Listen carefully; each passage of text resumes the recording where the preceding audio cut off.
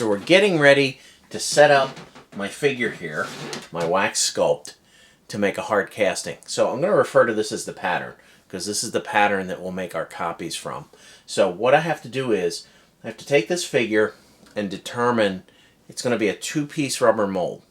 So I have to determine where I want the mold line to run on this figure. So what I'm going to do is, I'm going to take off some of the smaller parts, and I'll probably take the arms off the little guy up top to make it easier to mold. And I'll set him up in this bed of clay. So let me put this figure down. And what I'm going to do is, I'm going to set the figure up. You're going to need a couple things here to do this, which is sheet styrene plastic. This is just regular styrene that you buy at the hobby shop. I like to get the thicker styrene so that it's not too flexible. I don't want to distort the mold. And what you need is some modeling clay. This is modeling clay that doesn't dry, it stays soft. So it comes in big bricks. And as you can see, I measured off my figure and I determined how much clay I need to put him down into. So in other words, I'm going to recess that figure halfway down into this clay, right?